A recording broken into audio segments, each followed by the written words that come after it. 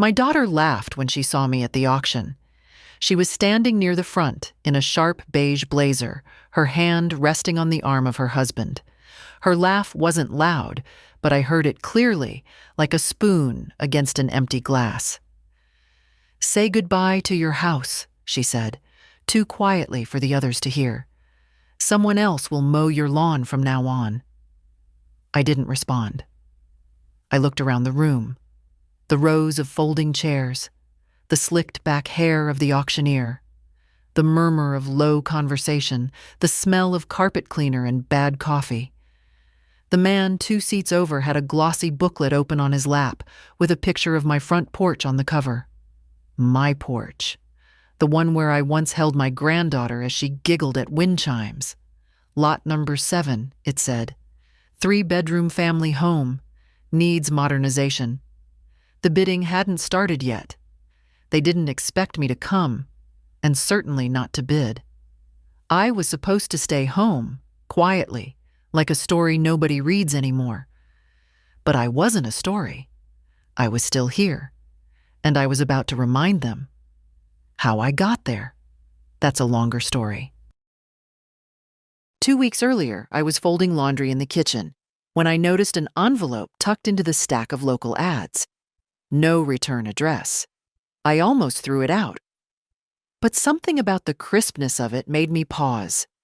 Inside, an announcement for a public estate auction. A small line of fine print caught my eye. Lot number 7, 14 Windmere Lane. My address. I sat down slowly, the paper trembling between my fingers. It had to be a mistake. But I read it again and again. My house, my name, and below it, in typewritten letters, sale authorized under power of attorney. I remember when she asked me to sign that. Just for convenience, Jeanette had said, all warm smiles and concern. In case anything happens and I need to make decisions quickly, medical stuff, bills. It was 2 winters ago when I was recovering from a fall. I had nodded, trusting her. She was my daughter. I never imagined she'd use it like this. I called her immediately, voice tight. "Jeanette, I got something strange in the mail today." She paused. "Oh?" "An auction listing, with my address." A beat of silence. "Oh, that," she said at last. "I meant to talk to you. It's time, Mom. That house, it's too much. You can't keep up with it." "It's my house," I said. "I know, but it's not safe for you. And frankly, it's an asset that could be doing something useful." I could barely breathe. "Useful to whom?" She sighed. "Don't make this harder than it is. You'll have a lovely place at Meadow Hills. Everything taken care of. Meals, laundry, your own little garden." "I'm not going anywhere," I said. "You already signed the power of attorney," she reminded me. And then, with finality, "It's done." I didn't sleep that night. I walked through every room like I was already a ghost. Touched the edge of the piano my husband once played. Smoothed the lace on the old lamp I brought back from Ohio in '72. My life wasn't a liability. My memories weren't a burden. The next morning, I made 2 phone calls. One to a lawyer, one to the bank. I had enough tucked away. Not millions, but enough. Enough to make a point. And now here I was, sitting in the 5th row in my best coat, with my handbag beside me. Watching my daughter smile smugly as the auctioneer stepped to the microphone. He started with the smaller properties. I waited. Lot number 1, lot number 3. A few sales, some polite applause. Then, lot number 7, a charming 3-bedroom home on Windmere Lane. I saw her perk up. She leaned toward the front, expecting someone to raise a paddle. Anyone but me. The auctioneer opened the bidding, and I raised my hand. Paddle steady. The sound in the room shifted, a whisper of confusion. My daughter turned sharply, eyes wide. "Mother?" she said, stepping toward me. But I was no longer the quiet woman who signed forms without reading them, no longer the easy mark. I said nothing. The bidding continued, and I kept my paddle raised. The house wasn't grand. It didn't have marble countertops or a fancy zip code, but it was mine. We bought it in 1972, when we still thought the world was a kind place and forever meant something. I was 25, David was 28, and we had just enough in our savings account to make a down payment with trembling hands and hopeful hearts. The neighborhood was nothing special back then, a cluster of modest homes with screen doors that slammed in summer and sidewalks that cracked in winter. But it had a big maple tree in the front yard and a porch wide enough for 2 rocking chairs, and that was enough for us. David installed the mailbox himself. It leaned a little to the left for the first 10 years until I finally convinced him to straighten it. "It's charming," he used to say, tapping it fondly. "Like us." We raised Jeanette in that house. She was born on a cold April morning, and I still remember the sunlight cutting through the nursery curtains. I sat in that room with her on my chest and thought, this is everything. Her first steps were in the hallway by the pantry. Her first tantrum was on the kitchen floor over a broken crayon. Her first heartbreak happened on our front porch, the boy pacing in the yard while she sobbed into my sweater. We built a life in that house. Not a perfect one, but a good one. We patched the roof ourselves when it leaked in '84. Painted the living room yellow after David lost his job to remind us that not everything was falling apart. Planted peonies by the fence line the spring after my mother died because I needed something beautiful to look at through the kitchen window. The years rolled forward. Jeanette went to college. David passed. I stayed. I stayed because leaving felt like abandoning something sacred. Not the bricks and boards, but the invisible weight of memory. The way the stairs creaked in just the right place. The dent in the hallway wall from the time David tried to carry in a new bookshelf. The carved initials on the porch rail that Jeanette thought I didn't know about. There were offers, of course. Over the years, realtors left cards in the mailbox. Great potential. Prime location. One even had the nerve to call during dinner. But I always said no. I didn't want a new house. I didn't want modern features or open concept living. I wanted the house where I nursed my husband through his final winter. The house where I taught Sunday school lessons at the dining table. The house where I knew every sound and shadow. Jeanette never understood that. She used to visit more often, in her 20s. She'd bring wine, sit on the couch, kick off her heels and talk about work. But then the visits grew shorter. Then they stopped. Phone calls became terse check-ins. Birthdays forgotten, then remembered with belated texts. She said I was stubborn, that I refused to adapt. But I wasn't the one who changed. The last time she stayed the night, 3 years ago, I overheard her on the phone. "It's just old. Smells like dust and regret," she whispered. I sat in the next room, knitting, pretending not to hear. But I did. Still, I didn't expect this, to see my life printed in glossy ink on auction brochures, to hear my home described as an investment opportunity, to watch men in polished shoes glance around the rooms I once scrubbed on hands and knees and say, "The bones are good, but it'll need a full renovation." No one saw the bones of that house like I did. I knew where the wood was soft and where it held firm. I knew which floorboard whined when you stepped on it and how to angle the back window so the breeze caught just right in July. I knew which part of the kitchen counter David always leaned on, leaving a worn patch in the laminate. None of that mattered to them, but it mattered to me. The day I learned about the auction, I sat in the living room for hours, just breathing, listening. The silence of the house was different that day, tight, watching me, as if it too had heard the news and was waiting for my answer. I stood up, walked to the corner where David's chair used to be, rested my hand on the empty space. "Don't worry," I whispered. "I'm not letting them take you." I'm not sure if I meant David, or the house, or something else altogether. That evening, I pulled out the folder marked Important, the one I hadn't touched since the year after David died. It had everything: deeds, insurance, a safety deposit box key, and the small ledger notebook I'd kept for decades.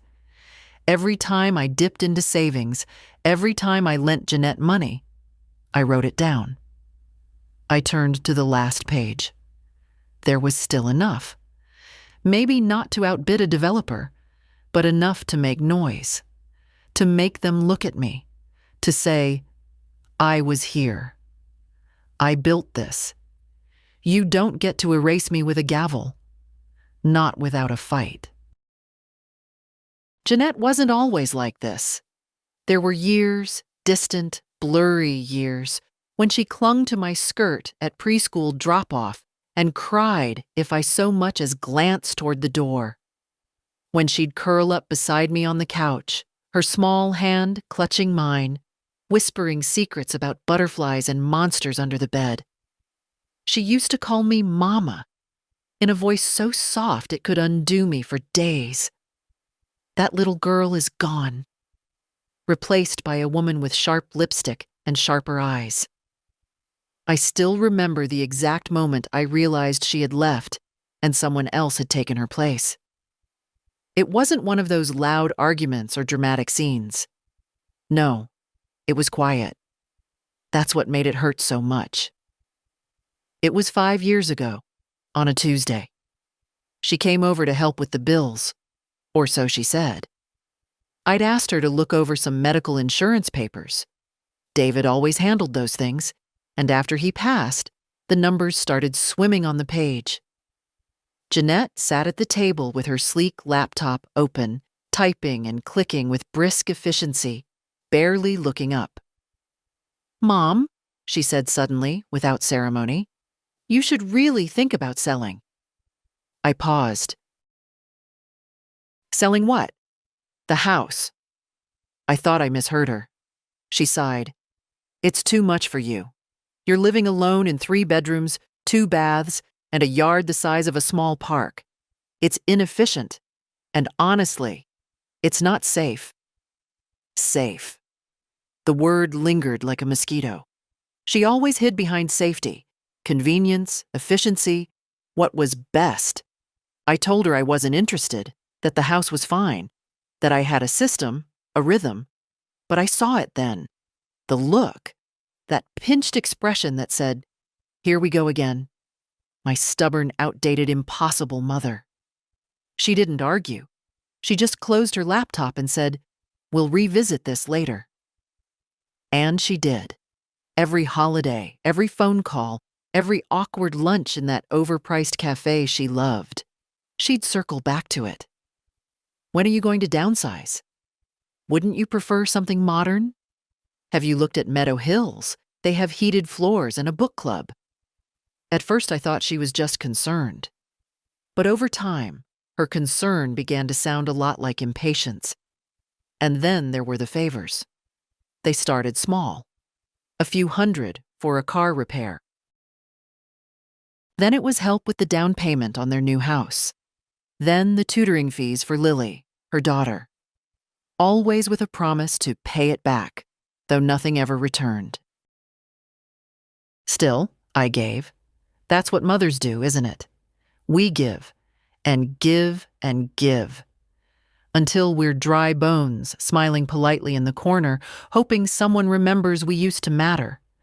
When she brought the power of attorney papers, It was disguised as care. "In case of emergency," she said. "It's just a backup. You don't even need to think about it." I should have asked more questions. I should have had someone read it. But I signed. I trusted her. That trust ended the day I found my house in an auction catalog. I didn't yell when I called her. I didn't cry. But something in my voice must have shifted, because she responded like I was being unreasonable, like I was standing in the way of progress. "Mom, you're being emotional. This is what's best for everyone." Everyone. She said it so easily, as if I wasn't part of that word. She didn't think I'd fight. She thought I'd fold, just like always. Nod and smile and retreat into my crocheting while they dismantled my life one brick at a time. But something in me, something old and quiet and fierce, woke up. You don't get to erase me. That night, I sat in the kitchen, the same chair David always used, and made a list. Not of grievances, though I could have filled pages, but of things I remembered. The things Jeanette had forgotten, or chosen to forget. How she sobbed when her first boyfriend broke her heart and I made her grilled cheese at midnight. How I stayed up all night sewing her Halloween costume the year she wanted to be a comet. How I drove 6 hours through a snowstorm when Lily was born because Jeanette was too scared to be alone. I wasn't just a name on a deed. I was the hands that held her, the voice that calmed her, the roof that sheltered her. But now, I was an asset. A week before the auction, I called Lily. My granddaughter, she's 23 now, lives 2 states away, but she still sends postcards, little doodles in the margins. Still calls me Nana, like she's 5. She picked up on the first ring. "Nana?" I smiled. "Hi, sweetheart. You okay? You sound funny." I hesitated. "I just wanted to hear your voice." We talked for 15 minutes, about her job, her cat, a book she thought I'd like. She didn't know about the auction. I didn't tell her. Some betrayals are too heavy to pass down. After we hung up, I knew what I had to do. I wasn't just going to show up. I was going to raise my paddle. Not to win. Not necessarily. But to remind them I was still here. And I wasn't leaving quietly. The worst part wasn't the betrayal. It was the way Jeanette tried to convince herself she hadn't done anything wrong. The morning after our phone call, the one where she told me, calm as you please, that selling my house was already in motion, I found an envelope in the mailbox, a thick one. No return address, but I recognized her handwriting on the front. For review. Inside were 3 glossy brochures. Meadow Hills, Retirement Redefined. Riverview Terrace, Peaceful Living for Independent Adults. Pine Grove Village, where comfort meets care. I flipped through them in silence. Cheerful stock photos of gray-haired people playing board games and drinking tea on sun-drenched patios. Everything clean, white, overly bright. Everyone smiling like they'd never lost a single thing in their lives. One page had a mock floor plan, a studio apartment, barely bigger than my laundry room. It showed a little couch, a kitchenette, a twin bed in the corner. No dining room, no porch, no space for the grandfather clock David's father built, no wall long enough to hang the family quilt. On the last page of one brochure, someone had circled a line in blue pen. Private garden boxes available upon request. A box, not a yard, not a tree to lean on, just a box. I placed the brochures on the counter, one beside the other, and stared at them like they were foreign language textbooks. And then I folded them, neatly, and dropped them into the trash. At lunch, Jeanette called again.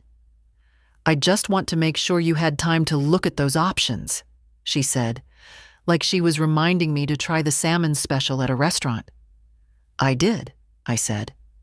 "And? They're not for me." She sighed. That heavy, theatrical sigh that people use when they want to seem patient, but are in fact boiling with irritation. "Mom, we've been over this."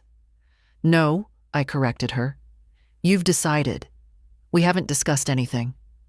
There was a pause. "You're making this harder than it needs to be." I wanted to laugh. I wanted to scream. But instead, I reached for my tea and said, "No, dear, you are."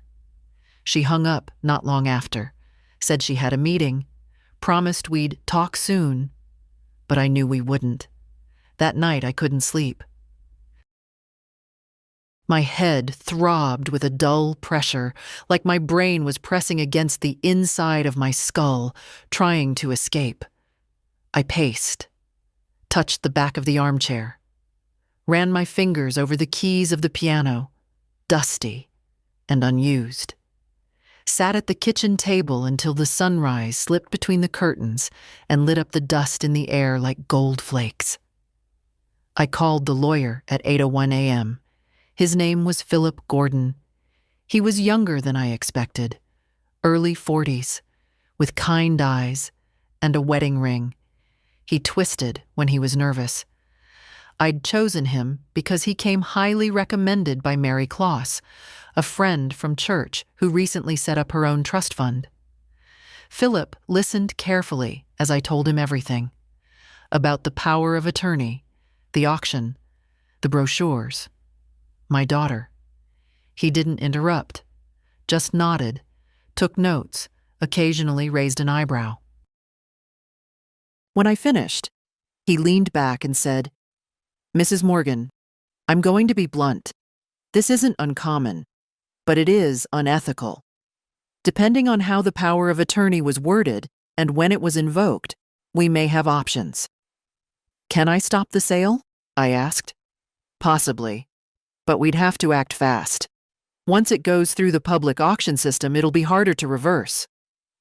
"What if I just buy it myself?" He looked surprised, then smiled. "You could. That would certainly make a statement." I nodded. "I want to make one." He walked me through the legal logistics, what I'd need to do at the bank, how to authorize a hold on any financial transactions tied to the power of attorney, how to formally revoke it. We drew up the paperwork together. He didn't question my choice. He didn't condescend. He treated me like a client, a person. That was more respect than I'd had from my own daughter in years. Afterward, I went straight to the bank.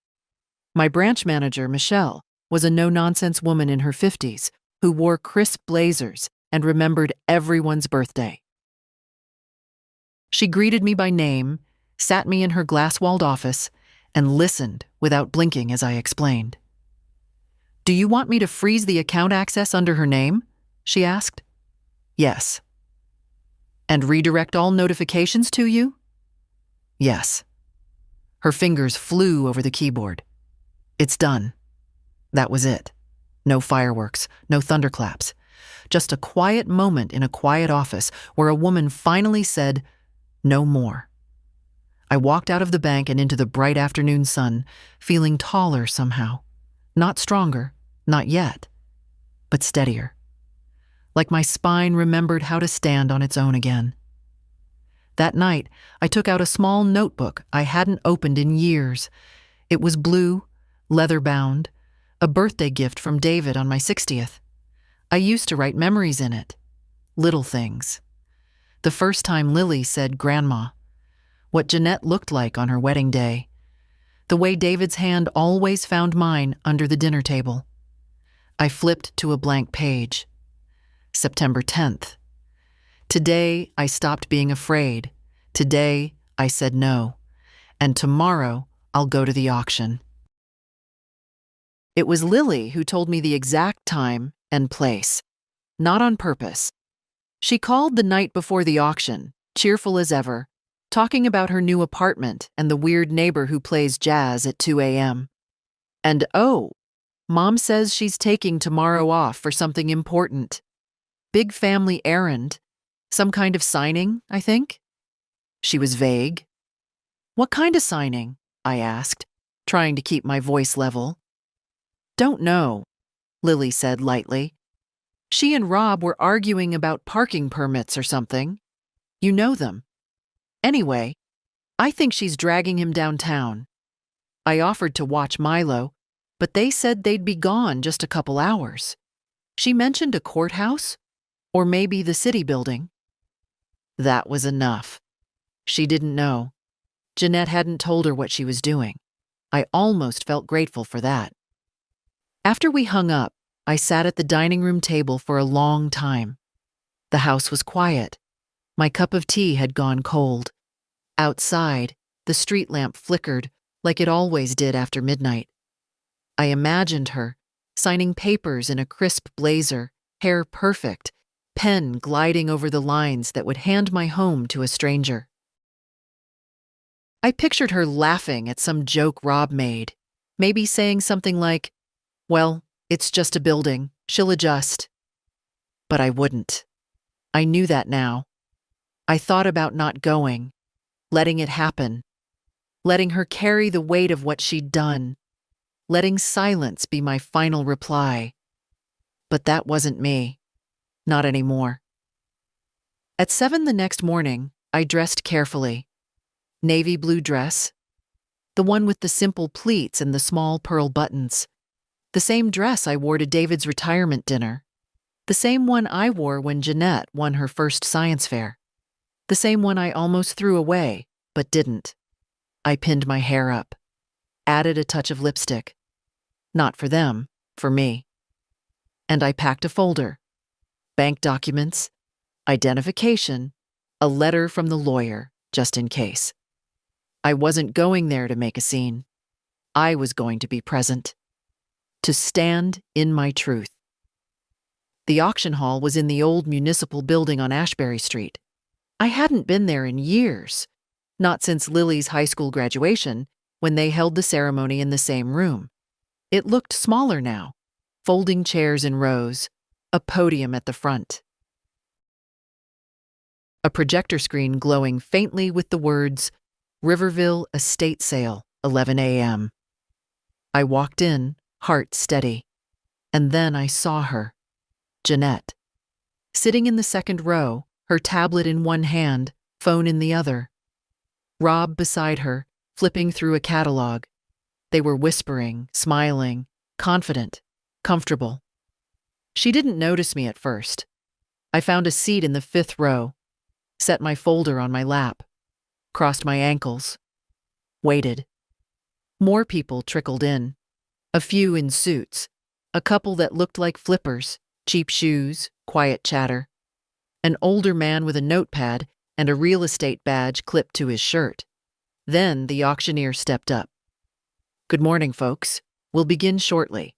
Please make sure you've registered and picked up your paddles." I held mine in both hands. The room settled. And then Jeanette turned, saw me. Our eyes met. She blinked once, like she wasn't sure I was real. Then her face changed. Not panic, not yet, but discomfort. A tightening around the mouth. A flicker of something behind the eyes. She nudged Rob, murmured something. He turned too, looked at me, and frowned. I didn't move. I just sat there, upright, composed, ready. Let her wonder, let her sweat, let her feel, finally, what it was like to be seen. There's a particular kind of silence that happens just before a public auction begins. It's not the silence of reverence or nerves. It's the silence of calculation. People glance at each other sideways, mentally measuring wallets, confidence, territory. I'd never been in a room like that before. But I recognized the energy. It was the same one I used to feel in the PTA meetings when Jeanette was in middle school. the mothers all subtly posturing, pretending they weren't competing, while doing exactly that. The auctioneer, a man in his 60s with a tan too orange to be natural, cleared his throat into the microphone. Let's get started. Lot number 1. My house was lot number 7. I listened carefully, not to the items, but to the people. One man always opened the bidding.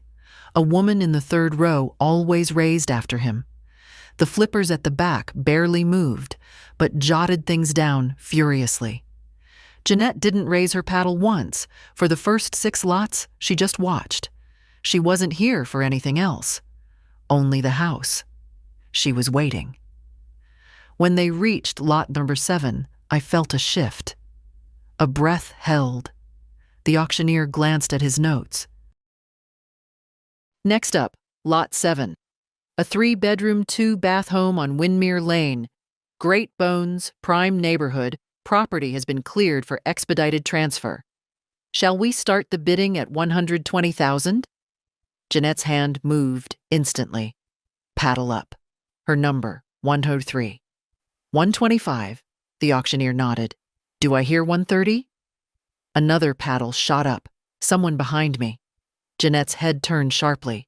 She wasn't expecting competition. Thank you, the auctioneer said.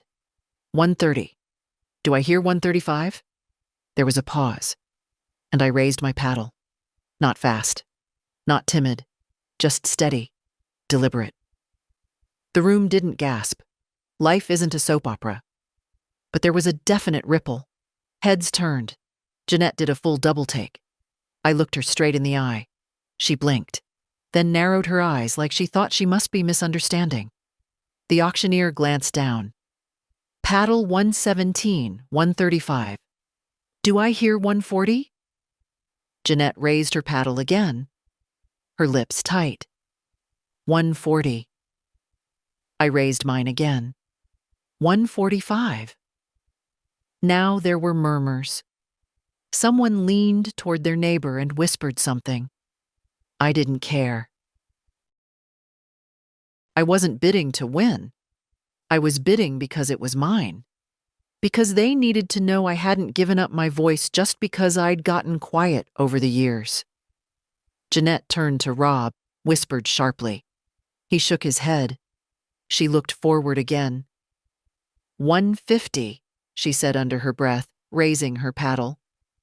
150 to number 103. Do I hear 155? I didn't move, not yet. Let her sweat. The auctioneer looked around. 150 going once. I raised my paddle slowly. 155. Jeanette's face flushed. I could see the color rising up her neck. She raised again. 160. The auctioneer seemed amused now. We have a real contest here, folks. I raised again. 165. My voice was calm. My hands weren't shaking. This wasn't about money. Not for me. Jeanette stood up, the only person in the room on her feet. Excuse me, she said loudly. I'd like a word with the auctioneer, please. He looked startled. Ma'am, we're in the middle of bidding. I understand, she said, tight-lipped, but I believe there's a misunderstanding. That woman, she gestured at me, is my mother. She doesn't have the right.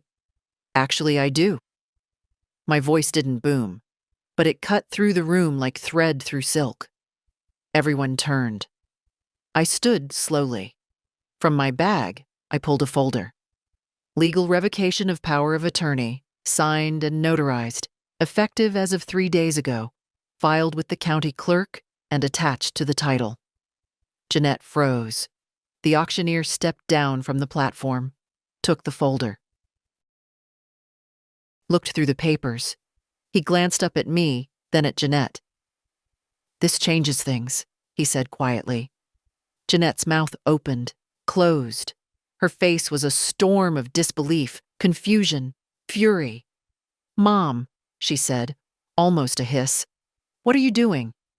Something I should have done a long time ago, I said. There was no applause, no dramatic music, just a long, loaded silence. The auctioneer cleared his throat. Given this new information, we'll need to pause the sale of lot number 7. Please take a brief recess while we confirm legal documents. People stood up, talked in hushed voices. Some stared at me, some stared at her. Jeanette turned back to Rob. He looked like he wanted to be anywhere else. I sat back down, calm, certain. I wasn't here to perform. I was here to take back my life. She followed me out into the hallway like I knew she would. The auctioneer had called a 15-minute recess, giving everyone time to stretch their legs and, in his words, gather clarity. The air outside the bidding room smelled faintly of lemon polish and dust. One of those old government buildings that had been scrubbed 1,000 times and never quite lost the scent of old paper and aging linoleum. "Mom," Jeanette said sharply, heels clicking behind me. "What the hell are you doing?" I turned slowly. She stood 10 feet away, arms crossed, chin lifted like she always did when she wanted to seem taller than she was. "I'm stopping you," I said plainly. "From what?" "From stealing my house." She scoffed. "You're being dramatic." "No," I replied. "You are. You just didn't think I'd notice." Her mouth opened, but I raised a hand. "Don't," I said. "Not now. I gave you years to speak, years to say something honest. Now you listen." She hesitated, clearly torn between storming off and doubling down. She chose the second. "You don't know what you're doing," she said. "You're letting your emotions get in the way of what's smart." "No," I said again, quietly. "I'm finally letting my emotions speak, after a lifetime of making everything convenient for you." She rolled her eyes. "It's not about convenience." "Isn't it?" I asked. "Then what was that brochure you mailed? Meadow Hills? Pine Grove? Boxes painted like homes." Her cheeks colored. "You need care." "I need honesty," I said. "And respect." Jeanette looked around, as if checking to see who might be watching. Then she stepped closer. "This is embarrassing," she hissed. "You showing up here like this, making a scene." "I haven't raised my voice once," I said calmly. "You're embarrassed because for the first time in years, you can't control the story." She flinched. "I never meant to hurt you," she muttered. "But you did." Her eyes met mine then, and for the first time in a long time, she looked like the girl I once held at the end of the hallway after her first nightmare. Confused, defensive, scared of being wrong. "I thought," she began, "I thought you didn't care, that you'd be relieved, that the house was too much. You never asked." Her silence said everything. "You decided," I went on. "You and Rob. You looked at the balance sheets, at the square footage, at the size of the yard. You saw numbers, work, inconvenience. You didn't see me." "That's not fair," she said. "No," I agreed. "It's not." She sighed, rubbing the bridge of her nose. "So what now?" "Now," I said, "you let me finish what you tried to start. You watch as I buy back the house you tried to sell from under me. You're actually going through with this?" "Yes."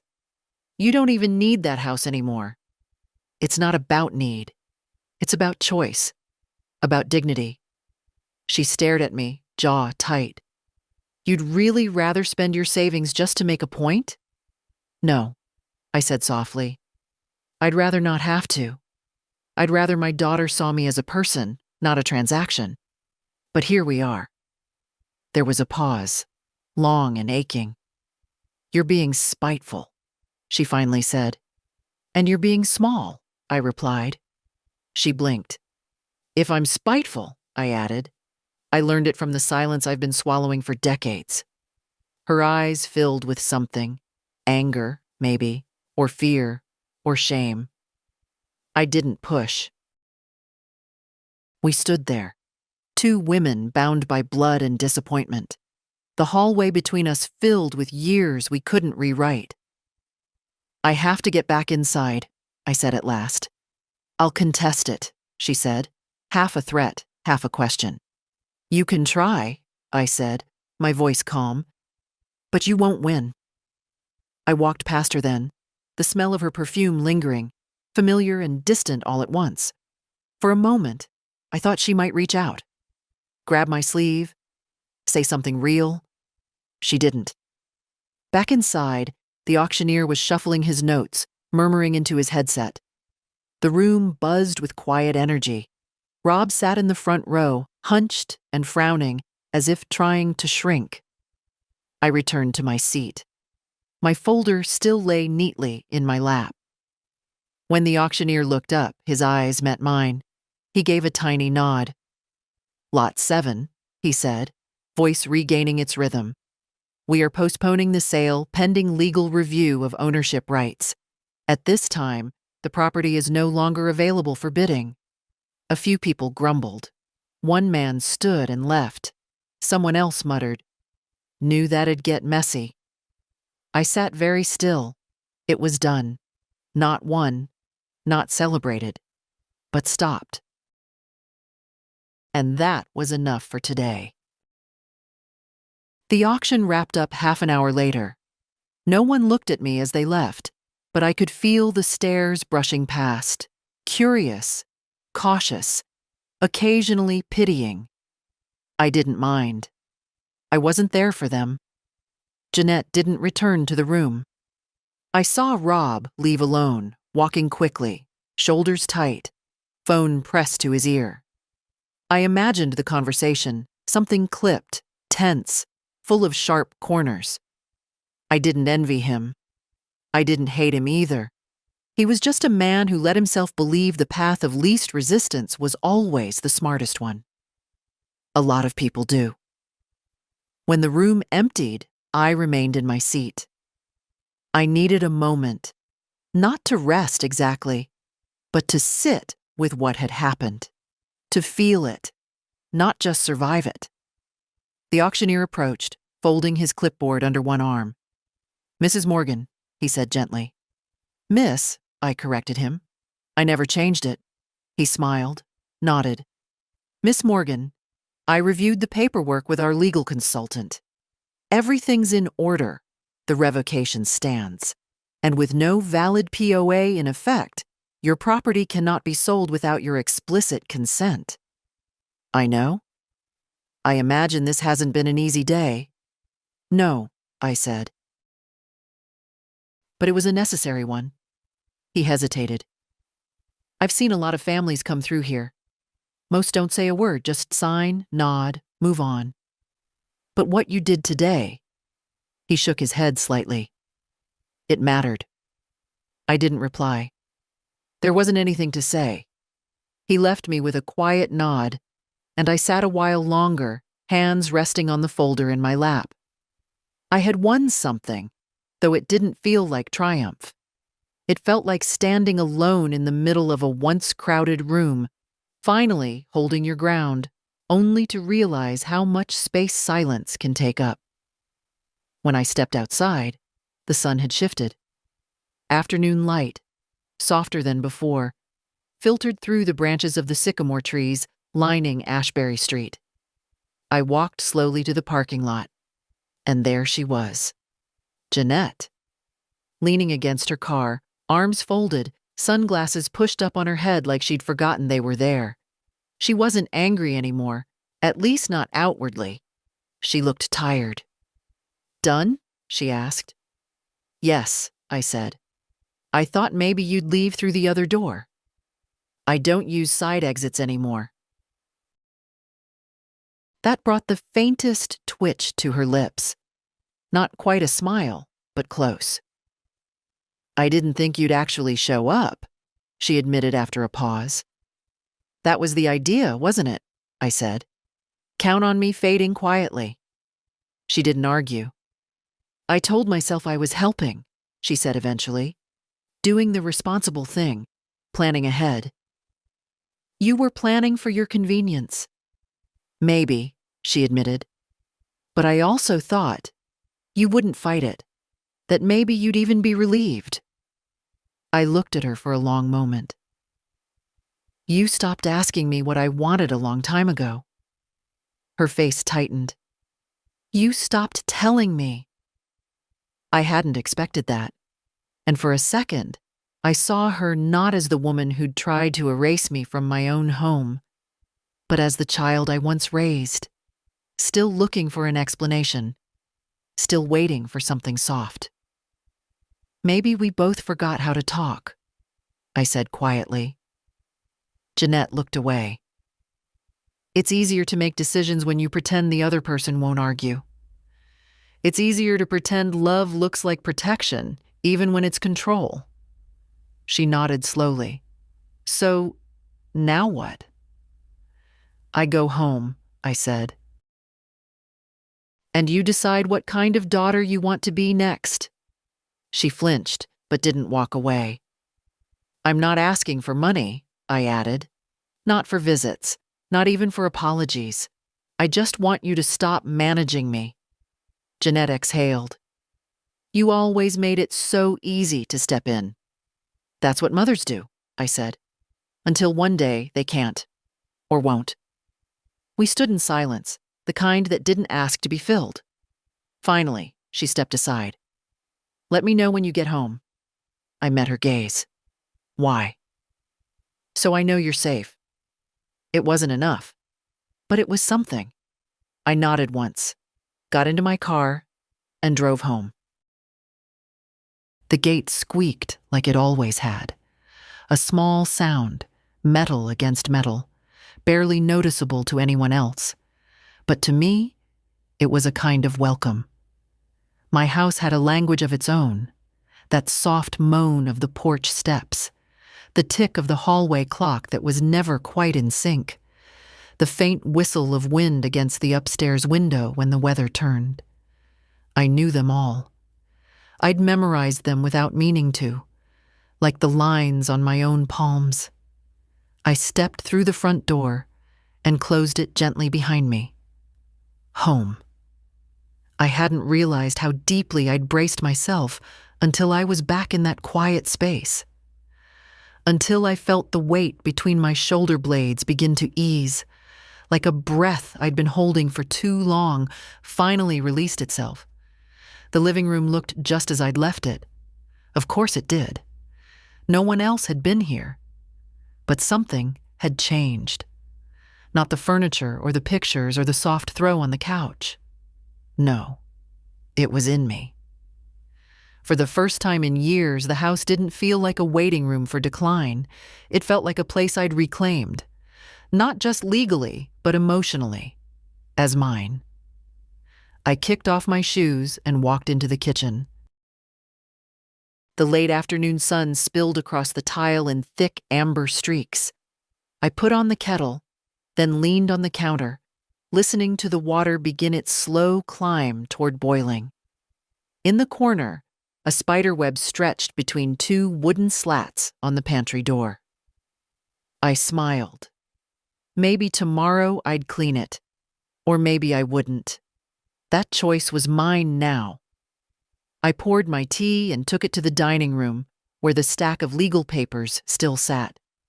I hadn't touched them since the day I'd gone to the lawyer. I opened the folder now and laid the documents out like a small ceremony. The revocation of power of attorney, the notice of asset protection, the pending trust account still waiting on a final signature. And then, the paper that meant the most to me, a revised will. My old will had been written a decade ago. David had still been alive then. Everything was to go to Jeanette, with small mentions of Lily tucked at the bottom. Now things were different. I had left the house to Lily, not out of revenge, not to spite her mother, but because Lily still called, still sent postcards, still said, "I love you," without wanting anything in return. She saw me. That was enough. The rest of my savings I'd divided. Some for Lily, some for a women's fund at the local library, and a portion for myself, structured so that no one, no matter how close, could access it on my behalf again. It wasn't about money. It was about peace. I gathered the papers, returned them to the folder, and slid it into the bottom drawer of the secretary desk. Locked it. Then I picked up the phone. Lily answered on the second ring. "Nana," she said. "You okay?" "I am," I said, smiling. "I just got home." "Was it awful?" "It was necessary." She paused, then lowered her voice. "Mom's not talking, at all. She came home, slammed the door, went upstairs. Rob looked like he wanted to disappear." I didn't comment. "I don't know what happened," Lily said. "But whatever it was, I think it shook her." "It should," I said gently. "She didn't tell me anything. I just knew something was wrong. She tried to sell the house, Lily, without telling me, without asking." The silence on the other end of the line went dense. Oh my God. She thought I'd accept it, that I'd be quiet. "What did you do?" "I showed up." Another pause. "You are such a badass," Lily said. I laughed, loudly, freely. "That's not the word I'd use." "It's the one I'm using," she said. "Seriously, I'm proud of you." That made me quiet for a moment, not because I didn't believe her, but because I realized I hadn't heard those words in so long. Not from anyone. "Thank you," I said. "Can I come over this weekend?" "Please do." "I'll bring pie." "You always say that." And this time, I mean it. We said our goodbyes and I hung up. Outside, the sky was turning a dusky rose, and the maple tree out front swayed gently in the breeze. I stood at the window, watching the leaves shift and shimmer. It wasn't over. There would still be conversations, tension, unspoken things sitting heavy in the corners of rooms. But the house was mine again, and more importantly, so was I. It took her 3 days to call. Longer than I expected, honestly. I thought she might show up on my porch that same evening, furious or tearful, or both. But Jeanette didn't like messy scenes. She preferred control, order, private conversations where she could steer the narrative. And I think for once, she didn't know which story to tell. When my phone finally rang, I was in the garden, pulling up the last of the summer mint before it turned bitter. The screen flashed her name, and for a moment I just watched it buzz. No part of me rushed to answer. I finished what I was doing, wiped my hands on my apron, and only then picked it up. "Hello?" A pause. Then, "Hi, Mom." Her voice was different. Flat. Cautious. "I didn't think you'd answer." "You thought right." She sighed. "Look, I know things got complicated." "They didn't get complicated," I said. "You made a choice, and I responded to it." Another pause. "I didn't mean for it to go that far." "Yes, you did." She bristled. I could hear it in the breath she didn't take. "You don't know what it's like," she said suddenly, "trying to juggle everything. Work, family, the constant pressure to keep everyone afloat. I wasn't trying to hurt you. I was trying to make things easier." For whom? Her silence was the only answer I needed. I sat on the back porch step, phone to my ear, the garden still fragrant with damp earth and mint. Somewhere nearby, a neighbor's wind chime offered a soft, uncertain melody. "You stopped seeing me as a person," I said. "I became a project, a liability, something to handle." "That's not true." "Isn't it?" I asked quietly. More silence. "I know I didn't ask for help often," I said. I let you think I was fine when I wasn't. I swallowed a lot to keep the peace. But there's a difference between independence and invisibility. I never thought you were invisible. No, I said. You just acted like I had no voice left. She exhaled, long and weary. I thought I was doing what Dad would have wanted. That caught me off guard. For a heartbeat, I forgot I was angry. What your father would have wanted, I repeated slowly, was for his daughter to treat her mother like someone with a mind and a heart, not like a puzzle to be solved. He hated seeing you struggle, and I hated watching him die, I snapped. But I stayed. I didn't rearrange his life while he was sleeping. I hadn't planned to say that. But once it came out, I didn't regret it. Jeanette didn't reply. I could hear her breathing. Just that. I didn't do this to shame you, I said.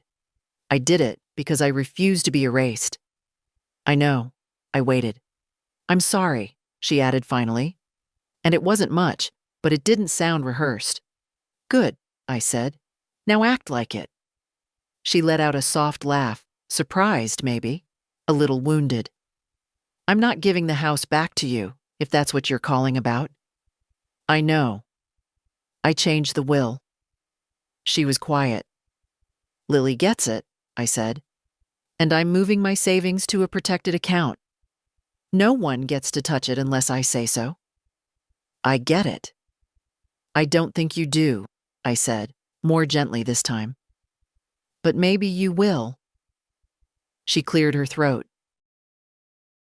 Lily told me you're having her over this weekend. Yes. She's closer to you than she is to me sometimes. That's not an accident. I didn't say it to hurt her. I said it because it was true. You can come too, if you like, I added after a moment. If you're ready to listen, not manage. Jeanette didn't answer right away. I'll think about it, she said finally.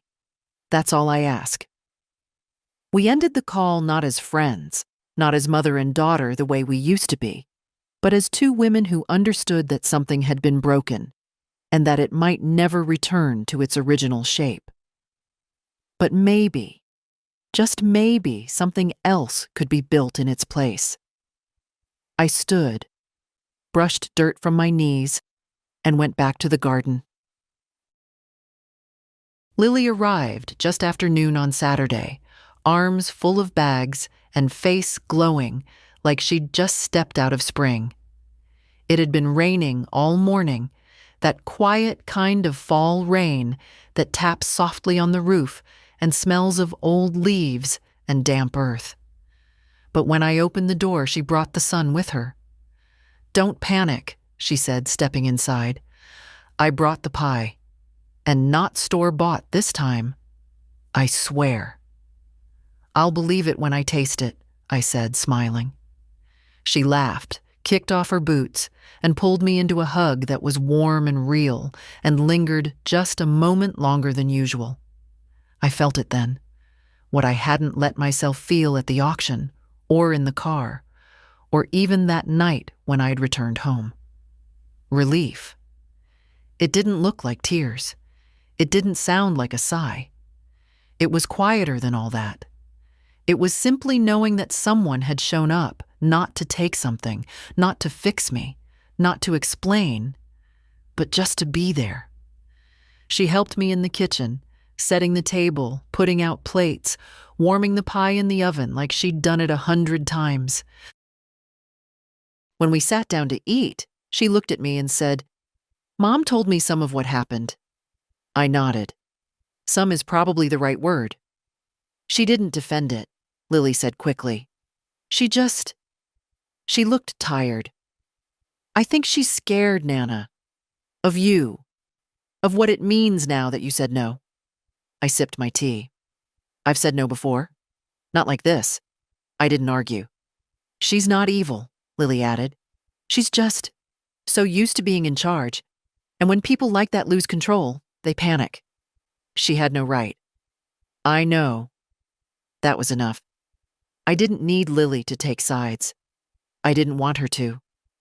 I changed the will, I said gently. I hope that doesn't put you in a difficult position. She shook her head. It's not about the will. I studied her for a moment. You're a lot braver than I was at your age. She grinned. You don't know what I'm afraid of. But you show up anyway, I said. That's the part that counts. The pie, by the way, was wonderful.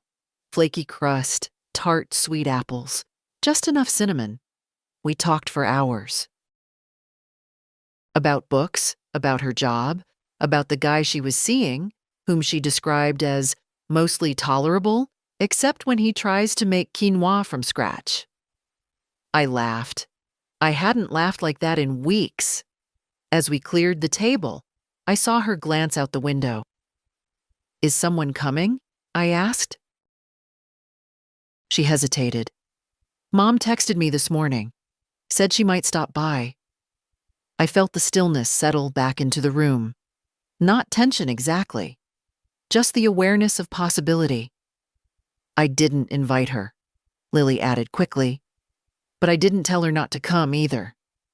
I nodded, and then, like a clock responding to cue, the doorbell rang. We stood in the kitchen, silent. I looked at Lily. She looked at me. You don't have to open it, she said. But I already was walking. Jeanette stood on the porch in a long coat, her hair pulled back, a white envelope in one hand. I won't stay, she said immediately. I had to hand this to you in person. I didn't answer. I just looked at her. She held the envelope out. It's the final signature for the trust transfer. I had my lawyer sign off. I took it without a word. And I canceled the secondary access, she added. I had no business on your accounts. No, I said. You didn't. She nodded, eyes fixed somewhere over my shoulder. I'm not asking you to forgive me, she said. But I want you to know I'm trying. Trying, not fixing, not pleading, just that. I stepped back from the door. You can come in, I said quietly, but only as a guest. Jeanette hesitated, then stepped inside. She didn't ask where to sit. She didn't reach for anything. She moved slowly, like someone entering sacred ground they hadn't earned the right to walk. Lily joined us in the living room, handed her a cup of tea without a word. And for the first time in years, the three of us sat in the same room. Not as family in a photo frame, not as roles we'd been assigned, but as women, each carrying her own damage, her own choices, her own grief. It wasn't a reconciliation. It was something quieter, more fragile, a beginning. Lily arrived just after noon on Saturday, her arms full of bags and her smile too wide for someone who'd just driven 2 hours in the rain. I opened the door to the smell of wet pavement and cinnamon. Don't panic, she said, stepping in. I brought pie, and yes, I actually made it this time. Then we'll both be surprised by how it tastes. She grinned, kicked off her boots, and hugged me, tight and warm and lingering just a second longer than usual. I felt it in that hug. The weight of the week, the undercurrent of worry, the small relief of presence. We moved through the kitchen like we always had. She set the pie on the counter. I poured the tea. Neither of us mentioned the auction, or Jeanette, or the quiet echo of what had nearly been taken. Not right away. But when we sat down, napkins unfolded and plates full, she looked at me and said, She told me a little. I didn't ask who she meant. I just nodded. She didn't defend it, Lily added. She just said you'd made your position very clear. I did. She looked shaken. She should be. Lily hesitated. I think she believed it wouldn't matter. That you'd let it go? She's believed that for a long time. We ate in silence for a while. The pie was surprisingly good. Flaky, not too sweet, just the way I liked it. When Lily caught me nodding at the crust, she grinned. "See?" she said. "I'm evolving." "I'm proud of you," I said, and I meant it more than she probably realized. She leaned back, tea in hand. "You changed your will." "I did. You don't have to explain." "I want to," I said. "It's not because I love you more. It's because you show up, because you see me, and because I want this house to stay with someone who understands what it means." Lily's throat moved as she swallowed hard.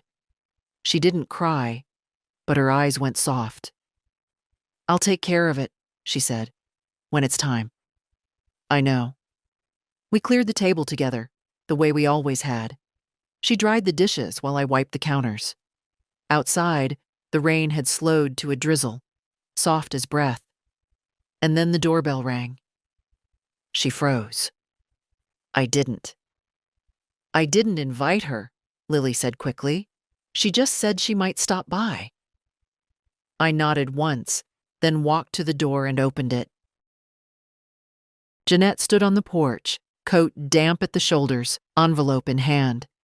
"I won't stay," she said. "I just came to give you this." I took it, unsealed. Inside, a single page, her signature, finalizing the trust. "I also removed myself from all account access," she added. "You won't need to chase that down." "Good," I said. She hesitated, then added, "I'm not asking for a seat at the table, but I'm trying." I studied her face, the tightness, the flicker of shame behind the eyes. "You can come in," I said, "but only as a guest." She nodded, and for the first time in years, she crossed my threshold not as someone with expectations, but as someone who finally understood the weight of the door she'd once tried to close behind me. She didn't stay long. Jeanette sat on the edge of the living room armchair, legs crossed, hands folded too carefully in her lap, like she didn't know what to do with herself in this house anymore. She accepted a cup of tea from Lily with a quiet thank you, and barely sipped it. I watched her eyes move across the room, the fireplace mantel, the framed photographs, the quilt over the back of the couch. Her gaze lingered on a photo of David holding Lily as a toddler, both of them mid-laugh. "This place hasn't changed," she said, almost to herself. "It didn't need to," I answered. She looked at me then, not sharply, not defensively, just looked. "I used to think that meant you were stuck," she said, "that you were afraid to move forward. And now? I think maybe I didn't want to see what you were holding together here. Because if I saw it, I'd have to admit I was letting go of something too quickly." Lily shifted in her seat, but said nothing. She knew better than to interrupt. Jeanette set her tea down. "I don't expect forgiveness, Mom." "I'm not offering it," I replied. "Not today." She nodded. "Fair." But she didn't get up to leave. She stayed, awkward in her stillness, as if waiting for something neither of us knew how to name. I thought of all the times I had held my tongue for her sake, the years I had made myself smaller to avoid her disappointment, her opinions, her thinly veiled corrections. I remembered the birthdays where she showed up late, the holidays where her smile was tight with obligation. I remembered, too, the way she used to cling to my arm as a child in crowded stores, the way she once wept when I left her at college. We were not just mother and daughter. We were a long series of choices. Some tender, some careless. "I don't want the house," she said suddenly. "I never did, really. I think I wanted control. Because you always felt out of reach. Because I stopped letting you run my life.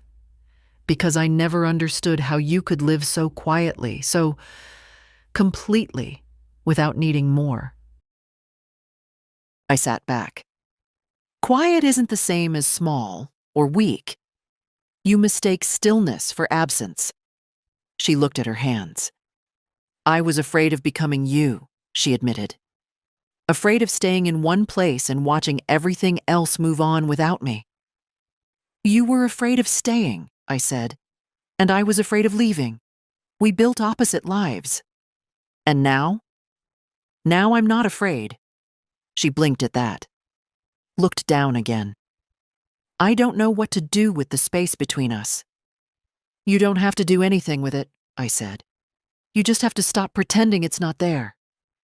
That silence again. Not angry. Not even sad. Just full of things we hadn't said and maybe never would. She stood, finally. I'm going to go, she said. But I'd like to come back. Not to manage, just to visit. If that's allowed. I nodded. It is. On my terms. She didn't argue. Lily walked her to the door. I didn't follow. I listened to the soft exchange between them. No raised voices, no tension. Just the sound of goodbye. When Lily returned, she carried the teacup Jeanette had barely touched. She rinsed it without a word. Do you think she'll mean it? She asked finally. About coming back. I think she's trying. That doesn't fix it. No, I said, but it's a beginning. We sat together for a while after that.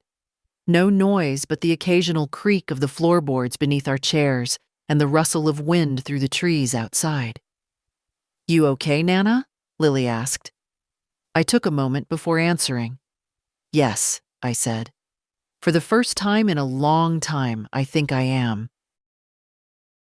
The next few weeks passed in a quiet rhythm. Jeanette didn't visit again right away, but she called once. Just once.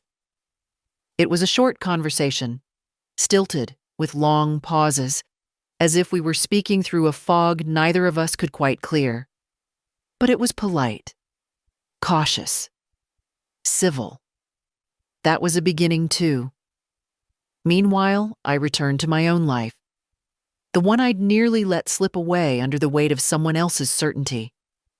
I started going back to the library again on Thursday mornings. The women there always saved me the chair by the window, the one closest to the heating vent in winter. I spent long afternoons tending the yard. The roses needed pruning, and the ivy by the fence had begun creeping too far again. There was a comfort in putting my hands in the dirt, in coaxing beauty from something wild. It reminded me that I still had time, still had power, still had the right to tend what was mine. I even started baking again. I'd stopped for a while after David died. Just one of those little things that felt too quiet without someone to share it with. But now I made bread on Sundays, the kind he used to love. I wrapped the extra in parchment and gave it to neighbors. Not because I needed the company, but because I liked the exchange. Something warm passing from hand to hand. No expectations. No noise. Lily came by most weekends. She didn't always stay long. She had a life, a job, her own apartment filled with plants and chaos. But she always came. She brought stories, laughter, sometimes her laundry. I didn't mind. One Saturday, she brought a book with her. You should read this, she said, placing it gently on the coffee table. The main character reminded me of you. I looked at the cover. A woman on a porch, gazing out at an open field. She doesn't do much, Lily added, but somehow everything changes around her. I smiled. Sounds familiar. We didn't talk about Jeanette much. Sometimes Lily would mention something, an email, a conversation, a moment of frustration, but she never tried to explain her mother's choices. I appreciated that. It wasn't her burden to carry.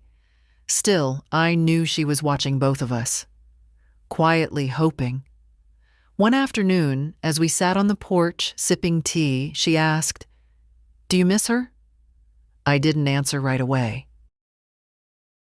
I miss what I thought we might have, I said. But no, I don't miss being managed. Do you think she'll ever change? She already has. Just not in all the ways I wanted. And that's okay. Lily nodded, thoughtful. I think she's scared of becoming you. She told me that. But I think she's even more scared of ending up alone. She's not alone, I said. Not if she learns how to be honest. I didn't say it out of malice. I wasn't trying to sound wise or distant. It was just the truth. That evening, after Lily left, I sat at the piano. It had been years since I'd played. My fingers moved slowly, uncertain at first, as if the keys were testing me back. But then something settled. Muscle memory, maybe. Or just a small, unexpected joy. The melody was simple. Old. Something David used to hum without realizing. I played until the light outside turned amber, then blue, then disappeared altogether. The room was quiet again. Not empty, never empty. But filled with a kind of peace I hadn't known I was still allowed to feel. And for the first time in months, I didn't think about what might be taken next. I thought about what I still had. The letter came in the middle of November. A simple envelope. No return address. Jeanette's handwriting. Neat. Familiar. Too formal. I sat at the kitchen table before opening it, the way I always had with her letters when she was younger. Back then, they'd come from summer camp, from college, from early work trips. Little updates. Scraps of her life sent home to be held. This one felt heavier. Inside, 2 pages. Handwritten, not typed. The first line read, "I didn't know how to say this aloud." I read it slowly. No part of me rushed. She didn't make excuses? That surprised me. She wrote about fear. About watching me age and not knowing what to do with it. About control as a reflex, a substitute for closeness. About how she'd convinced herself that taking charge was the same as showing care. "I think I forgot that you had a life before I was born," she wrote. "That you knew things long before I ever stood on my own feet. Somewhere along the way, I stopped looking at you. I started managing you like a task." She wrote about the house, not just the sale, but the memories. The walls where she'd hidden crayon drawings. The staircase where she once sat, crying after her first breakup. The kitchen where I'd taught her how to crack an egg without getting shell in the bowl. I thought selling it would protect us from the mess of aging. I see now. It would have erased everything. There was no dramatic apology. Just a quiet kind of reckoning. Near the end, she wrote, "I understand if you don't want me back in your life the way things were. I only ask that. If there's space, maybe we can build something new. Not mother and daughter the way we used to be. Just 2 women trying not to disappear." I folded the letter carefully, smoothed the creases, set it on the table and stared at it while the kettle warmed. She hadn't asked for forgiveness, and I respected her for that. What she offered wasn't a fix. It was a door, cracked open, an invitation without pressure. That evening, I walked the yard, bundled in my coat, hands in my pockets. The leaves were nearly gone now. Bare branches reached into a sky the color of ash. The cold made everything quiet in a different way. Not like summer's peace, but like winter's pause. A stillness before change. I thought about how long I'd carried the silence between us. How much weight that silence had gathered over the years. Every missed birthday call. Every unspoken hurt. Every sigh I'd swallowed. And how one letter, 2 pages, had begun to loosen its hold. I didn't know what would come next. I didn't know if we'd ever be what people called close. But I knew one thing. She saw me now, not just as a mother, not as a woman in a house she no longer understood, but as a person, with boundaries, with breath. That was something. The next morning, I wrote her back. Just one page. I told her I got the letter, that I believed her, that I was willing to try, not to forget, not to return, but to begin again from where we were. Honest, equal, grown. And then I added, if you ever want to come back to the house, the door is open. But you walk through it as my guest, and you leave your clipboard at home. I signed it with just my name, no mom, no title. Then I slipped it into the envelope and mailed it. The air was cold on my cheeks when I stepped outside. But it didn't feel harsh. It felt clean. She came again in December. No warning, no fanfare. Just the sound of her car pulling into the drive, the low crunch of tires over cold gravel. I watched from the window as she stepped out, scarf wrapped tight, hands bare despite the wind. She had no bag, no clipboard, just a tin in her hands, silver, with a red ribbon. I opened the door before she could knock. I brought ginger snaps, she said, like it was the most ordinary thing in the world. Of course you did, I said, and stepped aside. She entered quietly, removed her coat, took off her shoes. Every gesture careful, deliberate. She didn't ask where to sit this time. She waited. Tea? I asked. She nodded. Please. We moved through the motions, boil, pour, steep, in companionable silence, the kind that used to belong to us before things got heavy, before control replaced conversation. In the living room, she set the tin on the table, but didn't open it. I read your letter 3 times, she said finally. I didn't know one page could hold so much. You used to say the same thing about recipes. She smiled. A small one, but real. I didn't expect you to answer. You didn't expect a lot of things. She winced, nodded. No, I didn't. We sipped our tea. The house was warm, the light outside a soft gray. The kind of afternoon that pressed everything a little closer together. No noise but the hum of the radiator and the faint sound of wind through bare trees. After a while, she leaned forward and opened the tin. They're from your recipe, she said. I had to dig through old notebooks to find it. I took one, broke it in half. The scent, ginger, molasses, clove, rose up like memory. You didn't burn them. I made 3 batches. We sat together and ate in silence.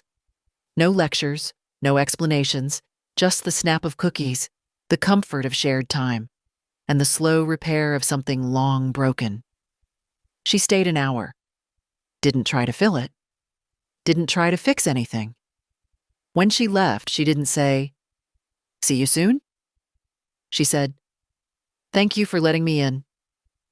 And I said, "Thank you for coming as yourself." I stood at the window as she drove away, the silver tin tucked under her arm, now half empty.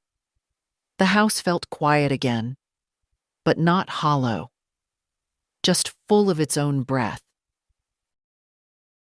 After she left, I sat at the piano, played a few chords, just enough. And then I wrote, not to Jeanette, not to Lily, to myself.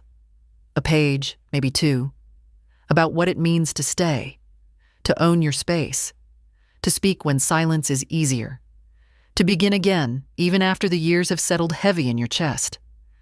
I placed the pages in the blue notebook, then I poured another cup of tea. I didn't win anything in the traditional sense. There was no justice served, no confession broadcast to a courtroom, no grand gesture of reconciliation. But I kept my house. I kept my name. I kept my voice. And that, in the quiet accounting of a long life, is more than enough. If this story moved something in you, share it. Tell someone. or simply sit with it for a while. Sometimes the strongest thing you can do is stay exactly where you are and not apologize for it. If this resonated with you, leave a comment or send it to someone who needs it. There's power in being seen,